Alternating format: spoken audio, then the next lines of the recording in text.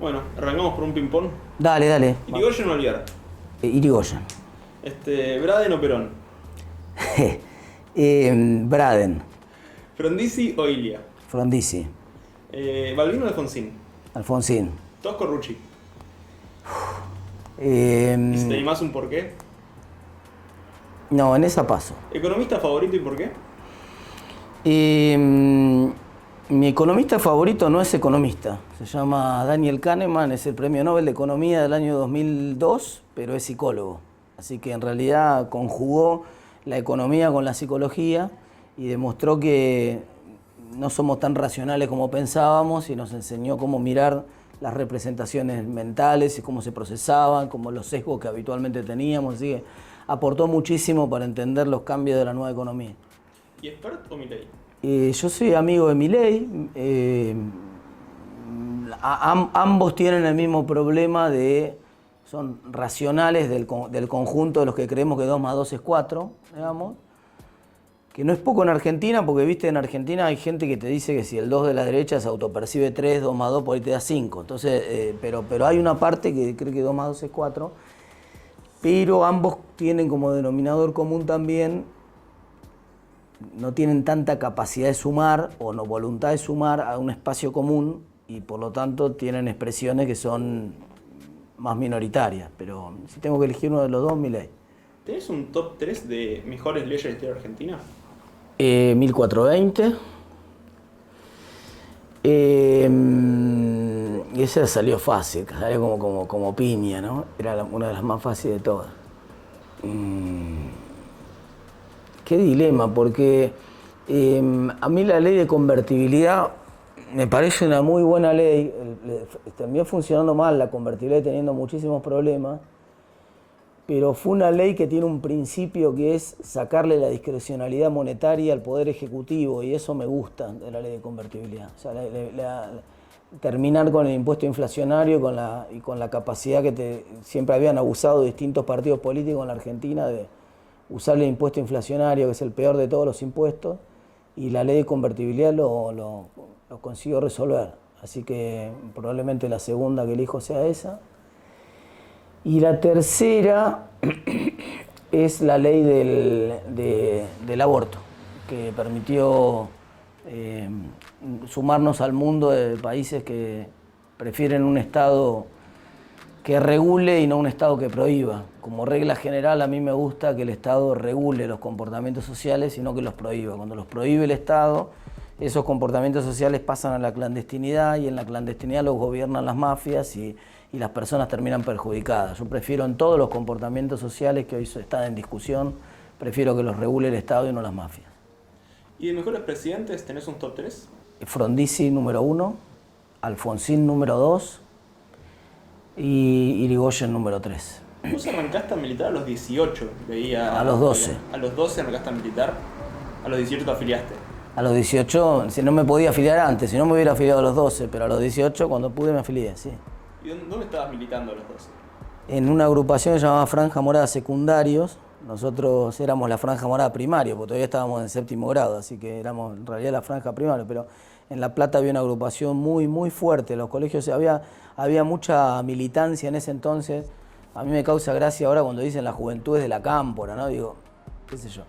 No veo ningún espacio de la política donde la cámpora realmente gane disputando políticamente en las urnas. La Franja gana masivamente en todas las universidades. Y en ese entonces había mucha efervescencia también en los colegios secundarios, más de militancia política, y la Franja tenía una agrupación muy fuerte, que era la Franja Morada Secundarios, así que ahí empecé. ¿Y después estudiaste económicas en la UBA? No, en La Plata. En La Plata. Y ahí la Franja disputaba con, ¿cómo se llama la organización esa? Era el Muese, El la Muese. Era la única facultad de La Plata donde no había podido ganar. En el 83 vos ponías la fotito de Alfonsín en el cuarto oscuro, te sentabas, no había que hacer campaña, nada, te sentabas así y venían los votos, ¿no? Y la única que no se había podido ganar había sido Económicas, y había una agrupación de izquierda que, como todo el mundo sabe, la izquierda siempre termina siendo peronista, ¿no? Todos ellos eran finalmente funcionarios del peronismo, de una izquierda medio particular, ¿no? Pero bueno, finalmente ese espacio hubo una renovación muy fuerte de la franja. El año que me tocó entrar a mí, entraron muchos, justo yo entré y éramos un montón de militantes nuevos y esa renovación fue una ola que arrasó al año, ese año duplicó los votos, al año siguiente duplicó de vuelta y ganó y no perdió nunca más. ¿Qué medidas tomarías con respecto a la mitigación o la adaptación al cambio climático, si llegases al Congreso? Mira, creo que el otro día hice un vivo en Instagram con Emiliano Ezcurra, que fue director de Parques Nacionales y que trabaja ahora en una organización que se llama Banco de Bosques. Me parece muy interesante lo que hacen. Y entonces, ¿qué hace la gente de Banco de Bosques? En vez de hacer lo que yo llamaría un ambientalismo inteligente, que es el ambientalismo que no elige entre el ambiente y el mercado, sino que entiende que la mejor manera de proteger el ambiente es con usando reglas de mercado. De hecho, si vos mirás, los deterioros más grandes en materia ambiental se produjeron en regímenes no capitalistas en general. Entonces, ¿qué podemos usar del capitalismo? Por ejemplo, el esquema Banco de Bosques, ellos van y compran superficies que son potencialmente deforestables y esas superficies las protegen y se las venden a empresas que tienen que, de alguna manera, cubrir su huella de carbono. Vos sos una empresa, vas a Banco de Bosques y decís, mira, quiero medir mi huella de carbono, quiero ver cuánto estoy contaminando y quiero compensar mi huella de carbono. Entonces compro una participación en esas tierras que compró la gente de Banco de Bosques. Y de esa manera seguro, por supuesto, tiene que tratarse de una tierra que si no lo hubiera comprado Banco de Bosques se hubiera deforestado. Entonces vos evitás con un mecanismo de mercado la deforestación. El otro mecanismo de mercado interesante son los bonos de carbono.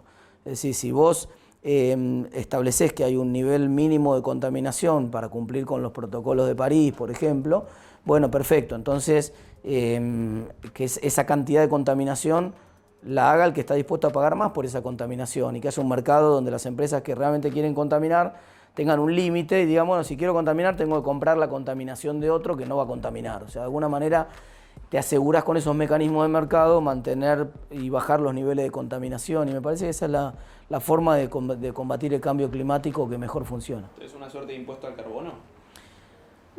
Bueno, no está mal, eso se llaman impuestos piguvianos en economía, por Pigou, que se le ocurrió esta idea de que vos tenías externalidades a veces en algunos procesos productivos, positivas o negativas. La educación tiene externalidades positivas, por ejemplo. Entonces, así como de la misma justificación que justifica un subsidio a la educación porque el beneficio es más grande que el que me apropio yo en términos privados, lo mismo se justifica un impuesto para el caso de aquellas empresas que contaminan. Es decir, impuesto al carbono o impuesto a la contaminación en general es una manera razonable de hacer que esa empresa se haga cargo del efecto que produce sobre terceros.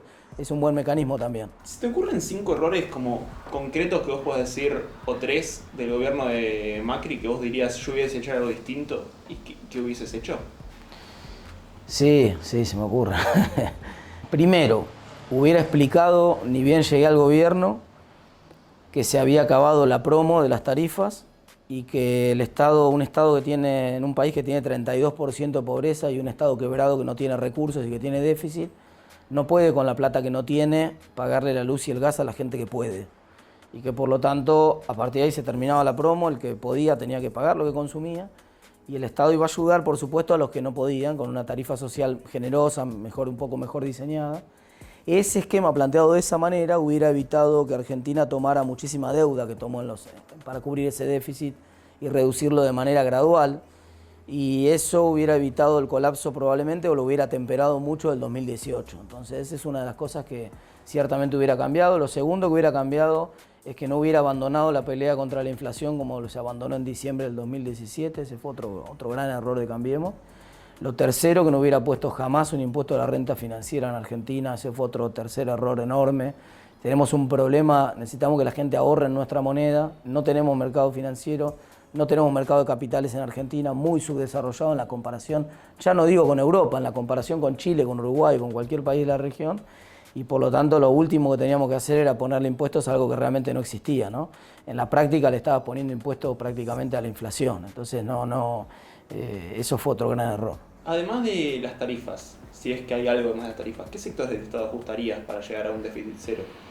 Todavía tenemos casi medio punto, aunque parezca mentira, en Argentina de jubilaciones de privilegio, ¿no? Hay regímenes, algunos probablemente se requiera un ataque desde el punto de vista constitucional, que tiene que ver con, por ejemplo, los del sistema judicial. Vos viste que lo que se cambió por la positiva que ya los nuevos jueces ahora sí tienen que pagar impuestos, pero los nuevos jueces todavía tienen la prerrogativa esta de que, y buena parte del sistema judicial, porque no son solo los jueces, no pagan, entonces todo eso suma casi medio punto del PBI, es una barbaridad.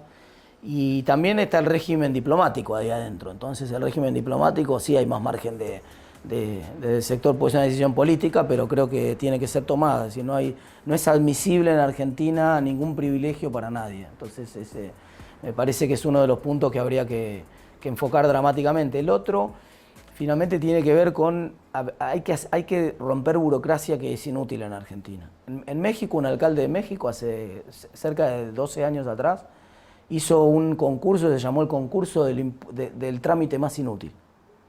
Le pidió a la gente, le puso un premio, como yo podría poner ahora un premio lindo, 5 millones de pesos, ponerle flor de premio para participar, un lindo incentivo, y lo decía, tenés que denunciar qué trámite, si nosotros lo eliminamos no pasa nada, no es un trámite, no es el control de la seguridad de los ascensores, digamos, que uno dice, bueno, no, está bien porque... sino que son trámites que traban la actividad productiva, que traban la vida de los ciudadanos, que te quitan tiempo a vos porque tenés que ir a hacer un trámite de 1 hora para algo que podrías resolver sin necesidad de ese trámite. Se presentaron 200 trámites, no solamente la gente, sino los propios empleados públicos. Dijeron, che, yo también me quiero ganar los 5 millones, y yo aunque laburo acá, yo sé que este trámite que le hago hacer a la gente no sirve para nada, y como yo estoy adentro, sé que se podría resolver, esta información la tiene el Estado por este otro lado, entonces... Y la verdad que esa fue la consultoría más barata que hizo el Estado de México, era el Estado local, ¿no? México DF.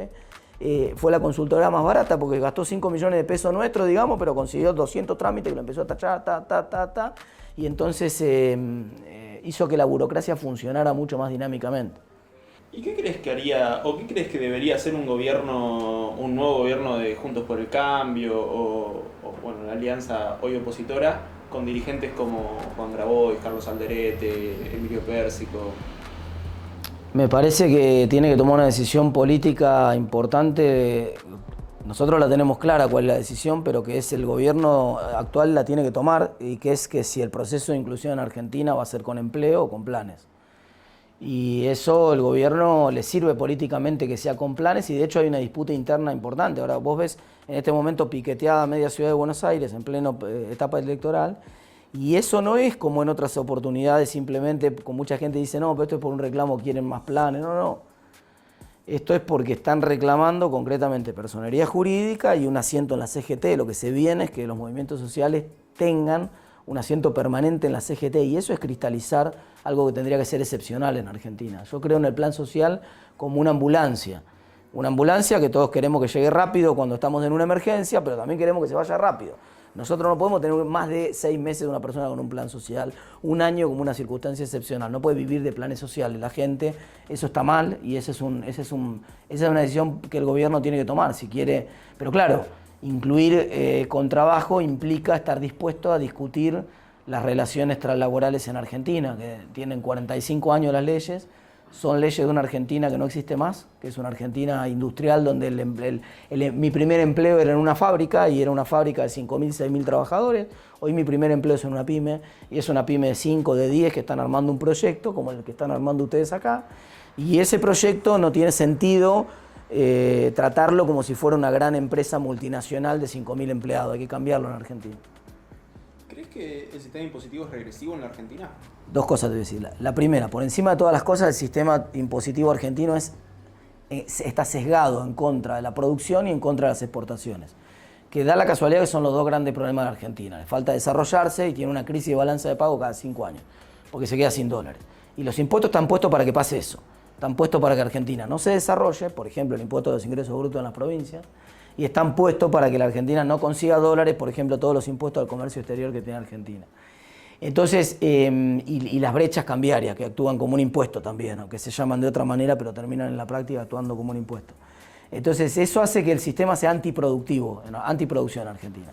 Además, el sistema impositivo argentino descansa demasiado. Te voy a dar un dato. Antes el impuesto más importante en Argentina era el IVA, que es un impuesto que de progresivo no tiene nada, y peor aún, ahora, desde la pandemia para acá, el impuesto que recauda más es la emisión del Estado. O sea, el impuesto inflacionario hoy es el impuesto más importante en Argentina desde que empezó la pandemia hasta acá, incluso por encima del IVA. Entonces tenés 2 impuestos pésimos. El primero porque además de ser inflacionario y regresivo como es el IVA, está escondido, no lo legisló, no lo legisló el Congreso, es un impuesto mentiroso. El segundo, porque es un impuesto que no es un impuesto que genere progresividad. Y el tercero, que es el que tendría que ser el impuesto más importante en Argentina, que es el impuesto a las ganancias, porque así funciona en la mayor parte del mundo. Hoy es un impuesto que tiene un montón de exenciones, que está mal diseñado, que el gobierno ahora, pues, para hacer demagogia en las elecciones, le metió más distorsiones todavía. Ese impuesto enseguida escala muy rápido, no tiene progresividad, está muy mal diseñado. Y es un impuesto que tendría que ser el principal impuesto de la Argentina, en un contexto en el cual bajemos todos los demás impuestos. O sea, yo no acepto que me corran con la discusión de, pero vos no querés aumentar el impuesto a la ganancia. Sí, yo lo que quiero es reducir todos los otros impuestos y que el impuesto a la ganancia sea el impuesto central en la economía. Pero hay que discutir una reforma tributaria integral, ¿no? Y que empiece por bajar impuestos a la producción, impuestos a las exportaciones, impuestos al trabajo, y que nos deje al impuesto a la ganancia como un impuesto central. La verdad que cuando vos lo mirás técnicamente, la estructura tributaria en Argentina es bastante homogénea, no es estrictamente. Nosotros regresivo, técnicamente los economistas nos referimos a que pagan proporcionalmente más de su ingreso los sectores de más bajos ingresos. Y eso en Argentina es casi homogénea. Cuando mirás la estructura tributaria argentina, más o menos tributan muy parejo todos los niveles. No es progresiva, tampoco es muy regresiva.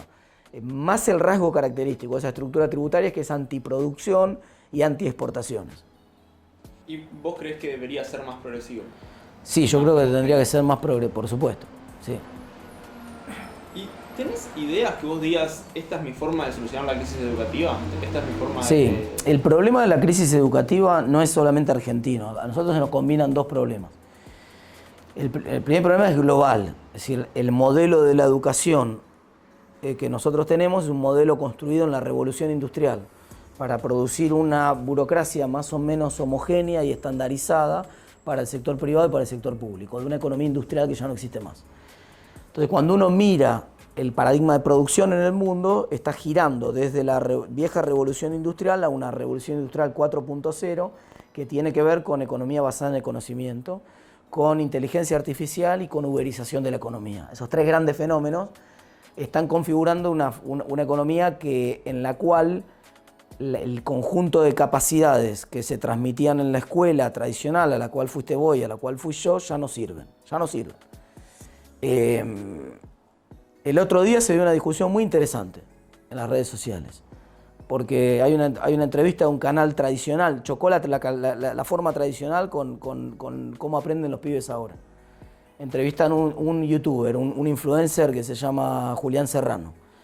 Y cuando lo están entrevistando en el programa de Geuna y de Dufar, tiene una expresión política, una construcción política sobre cómo funcionaba el modelo de país, que era, la visión de Julián era que iba más a un modelo comunista y menos a un modelo capitalista. Entonces las chicas lo torean y le preguntan, ¿qué es el capitalismo? ¿Qué es el comunismo? Le preguntan. Y Julián le dice, a ver, espera, déjame que te lo busco en Wikipedia. Y trascendió, entonces hubo, sobre todo en los sectores más tradicionales, cierta burla hacia ese recurso, pero es que eso mostraba en realidad cómo funcionan los pibes ahora. Yo tengo un nene que tiene 7 años, ¿no? Y el nene juega al Fortnite, que es un jueguito en red que está buenísimo y que yo no lo podría jugar. Yo no entendería, tardaría 8 meses en que alguien me explique cómo se mueve el joystick, no entiendo nada. Y ellos primero manejan mapas satelitales como no maneja nadie, de distintas capas, entienden misiones, entienden cómo se forman juegos en equipo, trabajan en equipo y en red de una manera que nosotros tampoco trabajamos. Y cuando quieren aprender, aprenden de una manera que se llama aprendizaje autoorganizado. Se aprenden entre ellos, no tienen un tutor, no hay alguien que enseñe a jugar al Fortnite en ningún lugar. Ellos van aprendiendo las distintas misiones. Si hay alguna parte que concretamente no la saben, por ejemplo, el otro día mi nene me quería comprar unas skins, que son los trajes que usan los tipos en Fortnite, o las chicas. Y yo le dije que basta, porque gastábamos un montón de plata con eso, que no le compraba más. Y dije, no, arreglate vos, tenés un montón de skins, vendelas. No se pueden vender, se tienen que poder vender. Le digo, fíjate, averigua. 7 años. Se metió a YouTube, buscó cómo vender las skins de Fortnite y descubrió que había un comando en el cual vos podías devolver hasta 3 skins. Y te reembolsaban la plata de 3 skins y por lo tanto podía comprarse las skins que quería con esa plata. y lo hizo. Vamos, nadie le dijo que tenía que ir a buscar ni cómo lo tenía que hacer. Aprendizaje autoorganizativo se llama eso. Entonces, el problema de la escuela actual es que es una tremenda hipocresía. Todavía funciona como organización, como organizador social del tiempo, lo vimos en la pandemia. No puede funcionar una sociedad cuando no funcionan las escuelas. Pero cuando vos hablás con los chicos, fui hace poco a una reunión con muchos jóvenes que estaban en cuarto y quinto año de la escuela secundaria, y cuando les hice una pregunta que había leído, que había hecho Ward Edwards, y por eso te digo es un fenómeno global esto que te estoy describiendo. Es un pedagogo norteamericano, Ward Edwards, que les hizo una pregunta en una escuela de Estados Unidos a los chicos. Había un montón de chicos en el salón y les preguntó, ¿quiénes de ustedes sienten que en el último año realmente han dado todo lo que podían dar en la escuela? Que la escuela los exigía y sacaba lo máximo que ustedes podían dar en la escuela. Y todos dijeron, nada, era cri-cri. Un pibe levantó la mano y dijo, yo soy el mejor estudiante de esta escuela, tengo las mejores notas. Déjeme decirle que nunca hice mi máximo esfuerzo. Nunca la escuela sacó lo máximo que podía sacar de mí. Cuando les pregunté esa misma pregunta a los chicos, que en la reunión que estaba, que eran varios chicos, se rieron todos. Todos se rieron. Se rieron como si yo le estuviera preguntando una pavada. Y me dijeron, no, es que nadie hace ni el 10% del máximo esfuerzo que puede hacer. La escuela no nos genera ningún incentivo. En la escuela no aprendemos nada que consideremos que resulta útil. Tal vez la escuela primaria sí te enseña a escribir, las operaciones básicas, tiene un rol socializador importante, pero la escuela secundaria en la Argentina es claramente el fracaso de una sociedad industrial que no existe más. Lo que pasa es que necesitamos cambiar el paradigma de esa escuela. Y arriba de eso tenemos un problema adicional en Argentina, que ese sí es un problema nuestro, que es que nosotros no revalorizamos el rol de los docentes. Entonces, hoy, ¿qué termina pasando en la escuela? Desde el punto de vista formativo, hay un montón de institutos de formación docente que nadie coordina y que son miles en Argentina. En París hay 8, en Francia en general hay 8 institutos de formación docente. Acá hay miles, vos te podés recibir de docente en cualquier lugar. Nadie sabe lo que vos estás aprendiendo, tenemos que medir lo que están aprendiendo los docentes en la escuela, nadie lo sabe. Y el instituto docente terminó siendo, igual que el servicio penitenciario, una forma de inclusión rápida laboral, una suerte de seguro de desempleo, que me garantiza, no hay desempleo entre los docentes, desempleo muy bajo, entonces el docente y fíjate que en esto tuvo mucho que ver también la revolución educativa que se produjo en materia universitaria en Argentina. En los 80 se duplica la matrícula universitaria primero con Alfonsín, se vuelve a duplicar después con Menem. Paradójicamente, ¿no? Uno puede criticar a Menem en muchas cosas, pero es cierto que hubo muchísimas aperturas de universidades nuevas, que esas eran mucho más masivas. La segunda ola de aperturas que hizo el kirchnerismo fueron universidades más políticas y menos que expandían la matrícula universitaria. La expansión grande se dio en los 90 y en los 80. Y en esa expansión que duplicó la matrícula en los 80 y en los 90, sobre todo tuvo un sesgo de género muy bueno a favor de la mujer, que generó que hoy 2 de cada 3 personas que se reciben en la universidad son mujeres. Eso es un fenómeno notable. Entonces se dio vuelta, era la previa a los 80 era al revés, se recibían más los hombres. Entonces la carrera natural de la mujer, entre muchas comillas, en esa época que la mujer no tenía tanta igualdad con el hombre, era la carrera docente. Y las mejores de la secundaria, mujeres, iban a la carrera docente. En la década del 70 era difícil encontrar una mujer estudiando ingeniería, estudiando medicina, estudiando derecho. Por supuesto que había un montón, pero la proporción era más cegada a favor de los hombres. Hoy eso se dio vuelta. Entonces hoy los talentos del secundario, cuando terminan, quieren buscar una proyección en una carrera universitaria, no en la docencia. Y eso tiene que ver con que no revalorizamos a los docentes. Entonces, eso también lo tenemos que discutir en Argentina si realmente queremos poner a la escuela en el centro de la escena. Y tercero, y cierro con esto rápido, se me hizo largo el punto, pero es un tema que me interesa mucho. Tercero, hay un problema con que la escuela es el organizador social del tiempo. Entonces hay que ver cómo va a funcionar una sociedad. Ya lo vimos en la pandemia, donde uno dice, bueno, está bien, sí, el trabajo que hacía en casa lo puedo hacer lo que hacía en la oficina lo puedo hacer en mi casa. Pero es que el trabajo no era solamente una cuestión de productividad laboral, también era un organizador social del tiempo y la escuela. Y la sociedad nueva entonces tiene un dilema, ¿cómo hace para reorganizarse cuando las grandes instituciones, el trabajo y la escuela hoy están en jaque? Entonces hay que empezar a repensar todo eso hacia adelante. Eso exige salir de la coyuntura. Nosotros estamos todos los días ahogados en la coyuntura y nos está pasando por arriba una ola de transformación que va a hacer que si nosotros no planificamos como Estado, mirando hacia adelante para anticiparnos a esos cambios que se están produciendo, nos van a llevar puesto, nos van a pasar por arriba. ¿Me puedes contar 3 medidas que te gustaron de los gobiernos de Néstor y Cristina Kirchner? Sí, la primera que me gustó del gobierno de Néstor fue la decisión de La Baña de tener un fondo de estabilización, de tener estabilidad, el principio de... Por eso, a veces cuando uno dice el kirchnerismo, en materia de economía, me gusta la idea de Culfas, de que hubo 3 kirchnerismos en realidad, no un solo kirchnerismo, ¿no? Y efectivamente así fue. El primer kirchnerismo, Néstor, era un kirchnerismo racional en lo económico, en general. O sea, que en lo macroeconómico, por lo menos. En lo micro no, pero en lo macroeconómico sí. Y entonces en lo macroeconómico entendía Néstor que vos tenías que tener estabilidad fiscal porque si no era un disparate. Entonces no quería tener déficit fiscal y cuidaba mucho las cuentas públicas y de hecho La Baña lo que hizo fue un fondo anticíclico. Eso es economía keynesiana. Lo que hizo el fondo anticíclico de La Baña, eso es economía keynesiana. Economía keynesiana no es gastar siempre más. Economía keynesiana es gastar más cuando viene mal la cosa, pero después cuando expandís y te va bien en la economía, tenés que ahorrar, tenés que gastar menos. Ahí es el momento en el cual tenés que gastar menos para que te quede plata para poder poner en la cancha cuando viene mal. Eso es hacer una economía anticíclica. Eso lo entendió bien Néstor y el fondo anticíclico de La Baña fue una buena decisión. Fue una buena decisión la UH. La UH recogió algo que era un reclamo que venía de otros sectores, que inicialmente había hecho Lilita Carrió, que habían empujado muchos sectores. Rubén Lobuelo, que era el economista de Carrió, lo había planteado inclusive como un ingreso básico universal, primero una idea más general, y lo tomó bien, y eso a mí me gusta como esquema de seguridad social y de asistencia social. Prefiero un esquema que no dependa del puntero político de turno, que sea automático y que iguale. La asignación finalmente lo que hacía era igualar un derecho que ya tenía el trabajador en relación de dependencia, que cobraba la asignación familiar, y este cobra lo mismo, el mismo ingreso, nada más que vos tenés 50% de la gente en la economía informal en Argentina. Entonces no tenía sentido que la seguridad social estuviera sobre el trabajo formal. De hecho, eso nos obliga a pensar que la seguridad social en Argentina está mal diseñada. Hay que diseñarla no dependiendo del trabajo formal, porque finalmente después vas a tratar de integrar y de cubrir al 100%, incluyendo al otro 50% que está o en la informalidad o desempleado. Entonces no puede depender de los ingresos que producen los tipos que están en blanco en Argentina, ¿no? Tiene que estar descalzada de los impuestos al trabajo. Ya te dije 2. Tercera medida positiva. En el último gobierno de Cristina, a medida que me voy acercando, se me hace cada vez más difícil encontrar alguna medida positiva.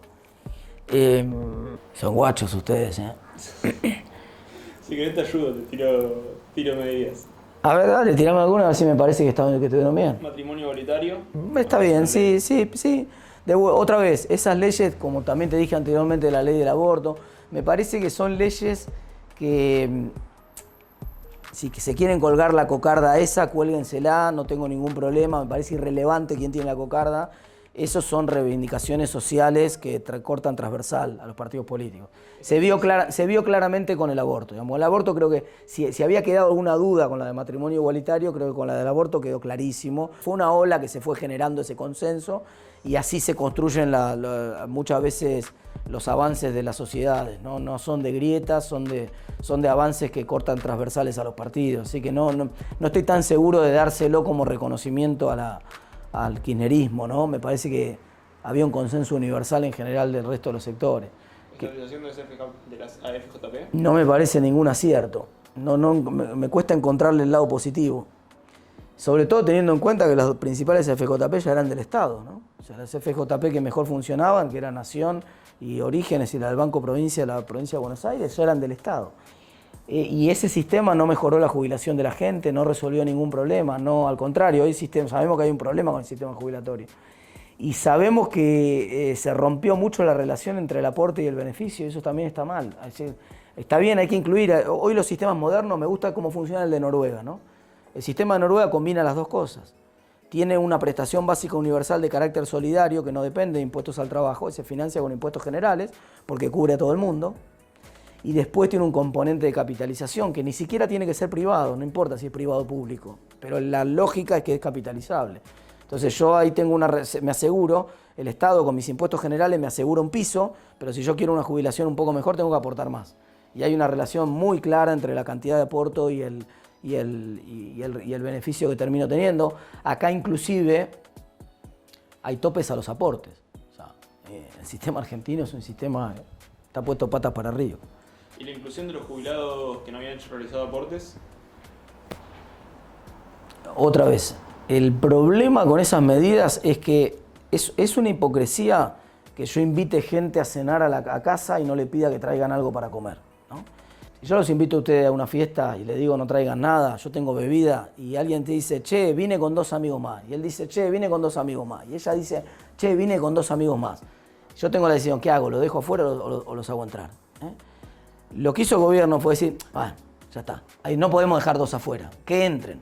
Ahora el problema es que a las 2 de la mañana se acabó el Fernet en la fiesta. Entonces yo no puedo desconectar las dos cosas, porque a las 2 de la mañana le tocó al gobierno que seguía. Entonces, no, yo fui el que che, a mí no me puten que se acabó el Fernet, ¿eh? A mí no me puten que se acabó el Fernet, yo fui el que lo dejó entrar. A mí, déjenme que me... No. Y bueno, pero que la razón por la cual se acabó el Fernet a las 2 de la mañana es que vos me dejaste entrar acá sin generar que el sistema tuviera más ingresos.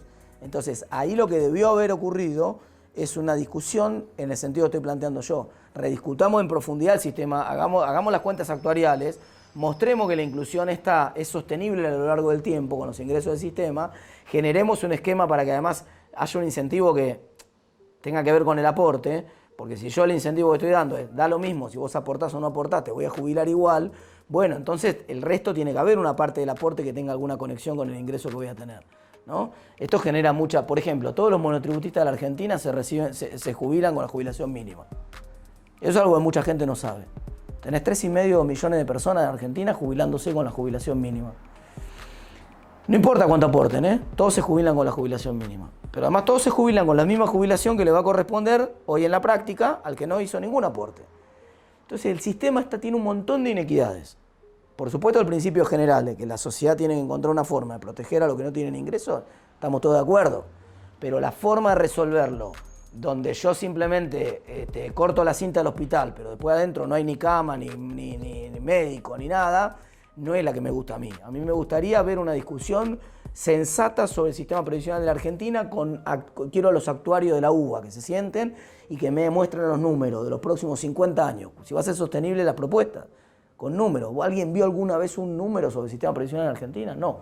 Lo único que vimos fue el decreto, o acaso los proyectos de inclusión de las distintas moratorias. Alguno de esos proyectos fue acompañado por un anexo hecho por un actuario público egresado de la UBA o de alguna universidad que muestre la proyección del sistema en los próximos 50 años. La respuesta no. Entonces yo no puedo estar de acuerdo con una cosa que no se hace de manera científica, serio, basado en los datos. Vos siempre hablás muy bien de Martín Guzmán.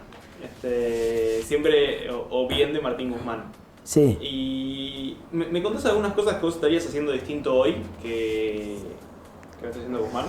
Guzmán tiene un artículo científico clave que explica por buena parte de las cosas con las cuales está convencido él en el gobierno y que para mí son grandes errores. Él cree que puede funcionar una economía con tipos de cambio múltiples, que una economía puede tener un tipo de cambio para cada productividad. Esto, para traducirlo al castellano y hacerlo simple para que lo entienda todo el mundo, está claro que nosotros, la industria textil nuestra no puede competir con la industria textil china. Esto es evidente para un nene de 5 años, ¿no? Pero si vos me pones un dólar lo suficientemente alto, puede.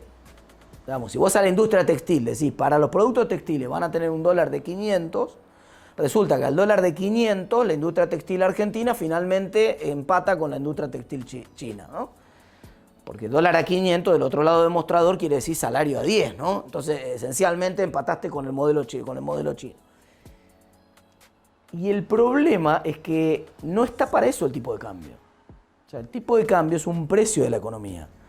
Cada segmento de la economía, por supuesto, tiene productividad diferente de otros segmentos. Nosotros tenemos productividades diferenciales, somos mucho más competitivos en sectores del agro, pero no solamente en materias primas, Somos, por ejemplo, cuando vos mirás en materia de inteligencia artificial, que hablábamos hace un rato, Argentina casi no figura en el mapa de las patentes de inteligencia artificial, pero da la casualidad que en un clúster, que son patentes artificiales de productos del agro, nosotros estamos entre los 10 primeros países del mundo. O no entre los 10, pero estamos en el ranking de cuando vas a entrar a la WIPO, que es WIPO, que es la Organización Mundial de Propiedad Intelectual, hay un ranking, y Argentina en propiedad intelectual, en ese segmento figura, digamos. Entonces, y eso es un montón de valor agregado.